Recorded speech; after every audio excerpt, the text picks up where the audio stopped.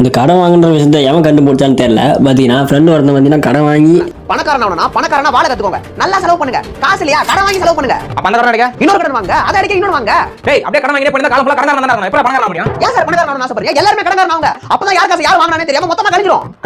நீங்க நல்லா உத்து பாத்தீங்கன்னா தெரியும். ஒரு விஷயத்த பண்றான். ஸோ அந்த கடன் அடிக்கிறதுக்கு இன்னொருத்தவங்க இருந்து கடன் வாங்கி அந்த கடன் திருப்பி அடிக்கிறான். ஸோ அந்த கடன் அடிக்க திருப்பி இன்னொருத்தர் கடன் வாங்கி இந்த மாதிரி கடனை மாற்றி கடன் வாங்கி அடிக்கிறான். ஸோ அவன் பார்த்தீங்கன்னா சம்பாதிக்காலத்தை சேர்த்து வச்சு வைக்கவே இல்லை. ஏன்னா அவன் இஎம்ஐ போட்டு வச்சிருக்கான். ஸோ செலவுக்கு தான் கடன் வாங்குறான். அதுக்கு முன்னாடி இஎம்ஐ போட்டு வச்சிருக்கான். சம்பாதித்தெல்லாம் இஎம்ஐ கட்டுறதே கரெக்டாக இருக்குது.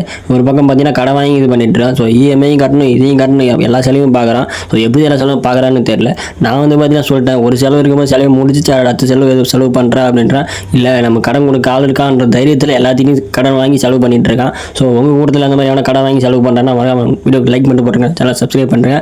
ஸோ உங்கள் ஃப்ரெண்ட்ஸையும் சொல்லுங்கள் முடிஞ்ச கடன் வாங்காதீங்க. இருக்கு கடன் அடைச்சிட்டு அதுக்கப்புறம் முடிஞ்சால் வாங்க இல்லை வாங்காதீங்க. சேர்த்து வச்சு வாங்க ட்ரை பண்ணுங்கள் முடிஞ்ச வரைக்கும். So thank you. வீடியோ பிடிச்சா லைக் பண்ணுங்கள். Thank you bye.